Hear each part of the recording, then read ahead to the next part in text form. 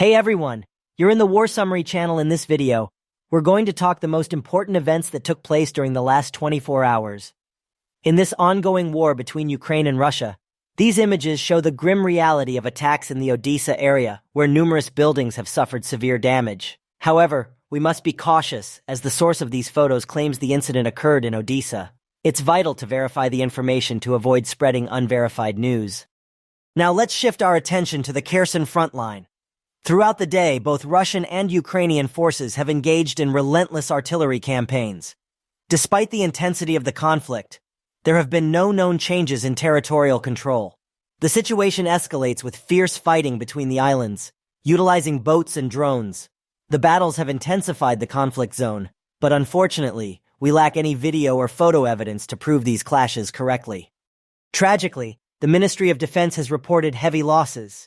The fierce island battles and artillery duels have resulted in the loss of 45 Ukrainian forces and the destruction of 4 armored vehicles. Our hearts go out to the families of those affected by this devastating toll of war.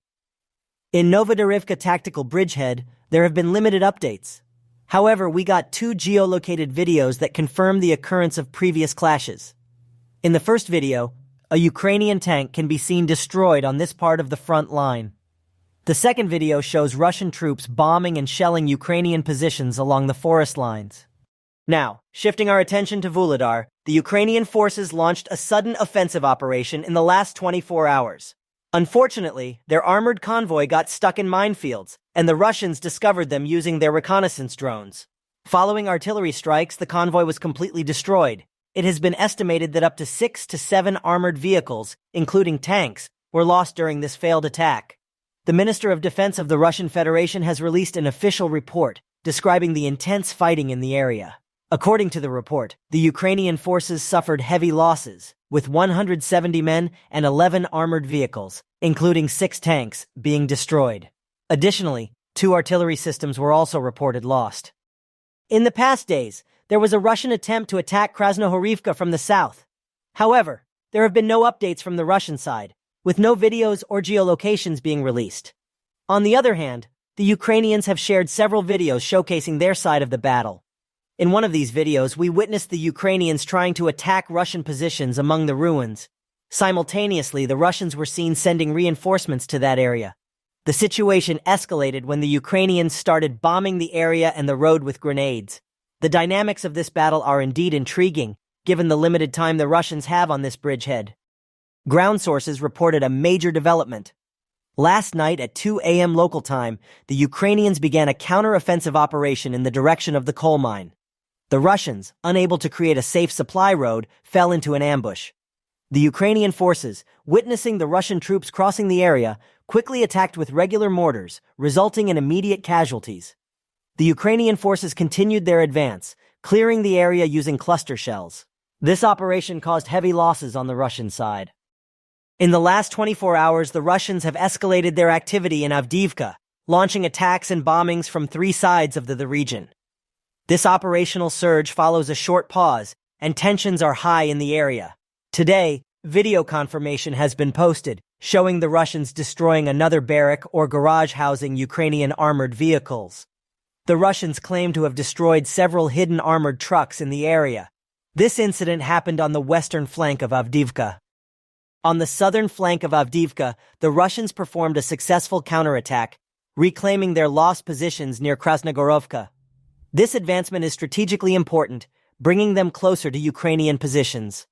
Moving to Vesely, the Russians began another attack, managing to regain control of the bridgehead in the south. The situation remains tense, with the gray zone strongly contested by both sides.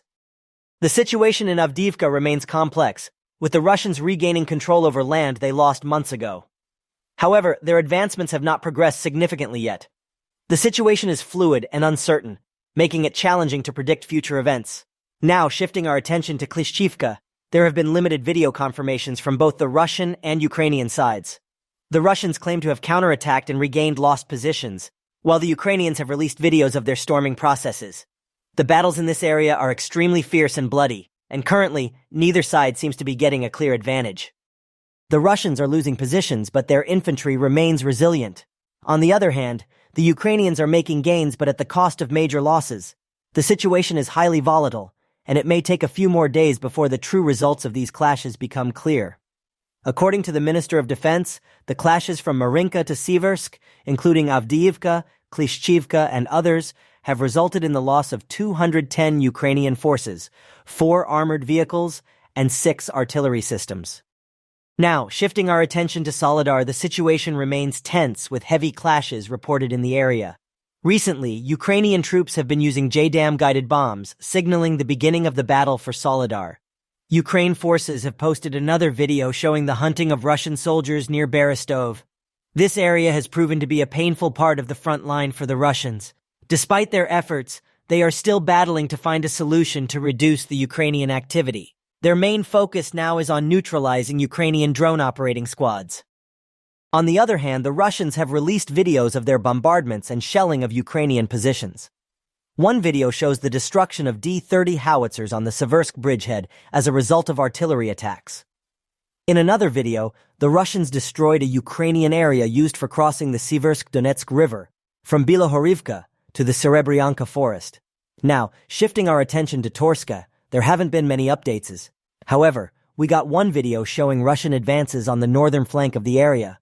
The footage shows intense combat as Russian stormtroopers attack and storm Ukrainian strongholds.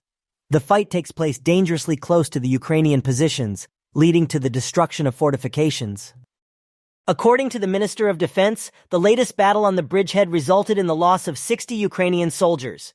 Interestingly, this shows a drop in the level of losses compared to the previous day, suggesting a possible decrease in intensity. It's possible that this situation is related to a small operational pause.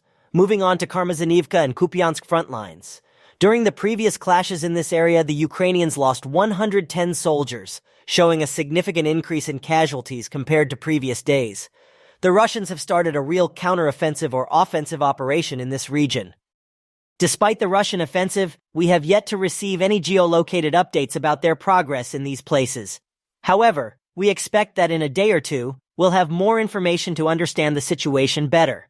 And that's it for today's video. If you liked it, please give it a thumbs up. Subscribe for more war updates. Let me know your thoughts in the comments below. Thanks for watching.